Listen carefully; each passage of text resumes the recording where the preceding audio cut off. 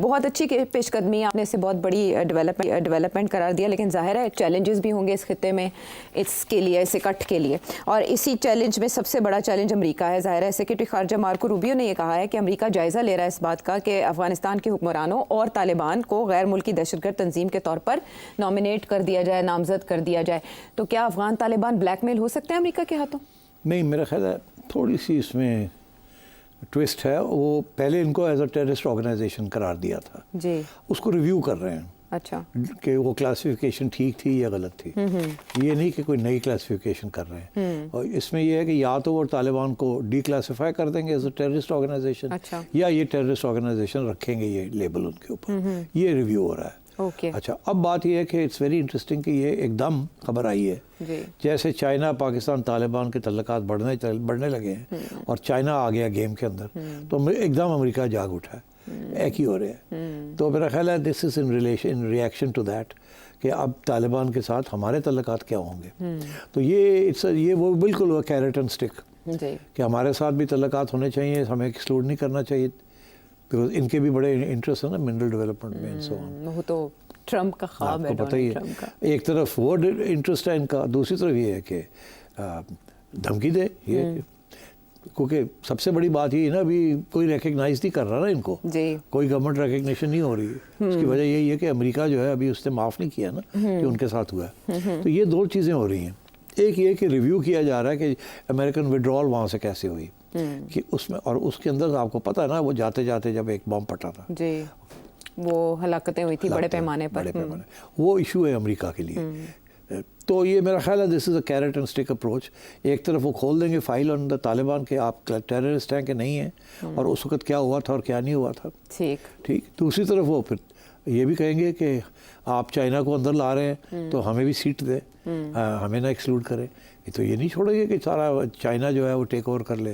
They want their own interest over there. So I think इस किस्म की कशमकश चलेगी। आप देखिएगा तालिबान जो है जैसे इंडिया पाकिस्तान दोनों के साथ खेलना चाह रहे हैं, इसी तरीके से वो चाइना और अमेरिका के साथ भी खेलेंगे। आप देख लीजिएगा।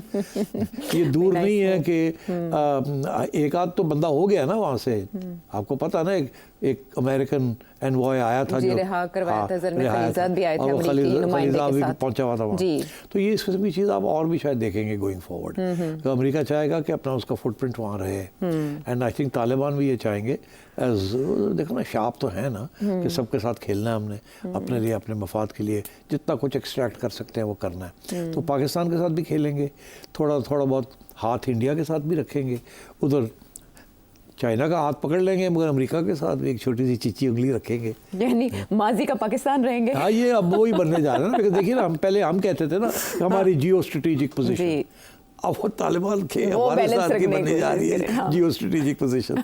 जो हमारी स्ट्रेटेजिक डेप्थ थी वो अब चाइना की स्ट्रेटेजिक डेप्थ बनने जा रही है, शिफ्ट हो गई है। सो ये this is what's happening, and I think I can anticipate your next question कि जी रिकग्निशन जी तस्लीम कर सकता है चाइना और पाकिस्तान, क्योंकि मसला वही है कि दोहा में जो मुज़ाकरात हुए, शराइत रखी गई, जो तालिबान हुकूमत है उस पर अमल पैरा नहीं है सिविल राइट्स के हवाले से और ख़वातीन के एजुकेशन के मामला। तो क्या ये दोनों ममालिक पेशरफ्त कर सकते हैं, पाकिस्तान और चाइना? मेरा ख्याल है कि with in the year Taliban government को रिकग्निशन मिल जाएगी। शुरू चाइना और पाकिस्तान करेंगे। अच्छा, मैं आपको बता दूँ, Russia, Uzbekistan, China, Pakistan, possibly even Turkey, okay, possibly even Iran. Okay, ये इनमें से 4-5 में से 4-5 तालिबान की रेजीम को रिकग्नाइज कर लेंगे within the next 12 months. फिर रास्ता खुल जाएगा, क्योंकि इन सब के बड़े स्ट्रॉन्ग इंटरेस्ट है नाउ इन अफगानिस्तान। देखो ये वो वक्त आ गया ना रेयर अर्थ मिनरल्स का। This is the age of rare earth minerals. या एआई एंड टेक्नोलॉजी के दौर में सबसे ज़्यादा अहमियत इन्हीं की है। तो इसलिए इसके ऊपर they will be a scramble for resources now. पहले ये रिसोर्सेज की स्क्रैम्बल नहीं होती थी, टेरिटरी की स्क्रैम्बल होती थी पुराने ज़माने में। Now the scramble will be for resources. अच्छा, दरवाजे खुल जाएंगे, नए रूट्स डिस्कवर होंगे, लेकिन जो ये जिस रीजन में BRI बन रहा है इसमें बहुत से इश्यूज़ भी हैं, सिक्योरिटी खदशात बहुत बड़े हैं, इंस्टेबिलिटी है, पॉलिटिकल इंस्टेबिलिटी। इन इश्यूज़ को कैसे चाइना एड्रेस करेगा? और मईशत, कमज़ोर मईशत, मुख्तलिफ। चाइना ने पाकिस्तान को कहा था कि देखिए आप हमें प्रोटेक्ट ठीक तरीके से नहीं कर रहे जी, हमारे ऊपर अटैक्स हो रही हैं, BLA भी कर रही है और तालिबान भी कर रहे हैं। और जाहिर है BLA को कौन सपोर्ट कर रहा है, वो तो इंडिया का इंटरेस्ट ही नहीं है कि चाइना यहाँ पाँव जमा ले। सो ऑब्वियसली तो चाइना ने बहुत कहा पाकिस्तान को हमारी सिक्योरिटी ठीक करें, वो नहीं हो रही थी, बड़े अटैक्स हो रहे थे। फिर एक पिछले 6 माह के अंदर फिर एक नई डायलॉग शुरू हुई कि भाई ठीक है, अगर आप नहीं हमारी सिक्योरिटी दे सकते तो फिर आप हमें इजाज़त दें, हम अपनी सिक्योरिटी खुद इंतज़ाम कर लेते हैं। मीनिंग कि फिर हम अपने सिक्योरिटी की फ़ौज और वो हम अपने लिए इंतज़ाम कर लेते हैं। अगर 1 लाख चाइनीज़ है अगर पाकिस्तान में, या 2 लाख चाइनीज़ है, तो हम 10,000 20,000 की अपनी सिक्योरिटी, अपने सोल्जर्स और अपनी सिक्योरिटी कर देते। इन्होंने कहा नहीं, we don't want that sort of Chinese footprint here. उसको तो अमेरिका तो पागल हो जाएगा एंड अदर्स। तो इसलिए फिर इन्होंने कहा कि हम ही करेंगे।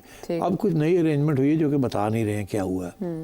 आप कुछ अरसे के लिए पिछले 2-3 माह पहले सारी चाइनीज़ एक्टिविटी बंद हो गई थी। अब आहिस्ता आहिस्ता फिर खुलनी शुरू हो गई, रिवाइव हो रही, सिक्योरिटी रूल्स बन रहे हैं। मेरा ख्याल है कोई ना अंडरस्टैंडिंग हुई है जी। और मेरा ख्याल है कि अब देखिएगा गोइंग फॉरवर्ड, अब इंडिया वाले ये बात कह रहे हैं और हकीकत है इसके अंदर कि अगला राउंड जो है ना इंडिया और पाकिस्तान का, जो कहते हैं होगा जी, उसके अंदर चाइनीज़ का जो फुटप्रिंट है, ये हाथ है, वो और भी ज़्यादा बड़ा होगा।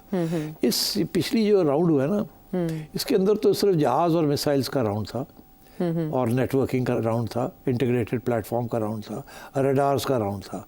इसके अंदर सैटेलाइट, जो चाइना के कितने सैटेलाइट्स इस वक्त घूम रहे हैं जो कि can be used, some of them can be used as a part of the defense of Pakistan.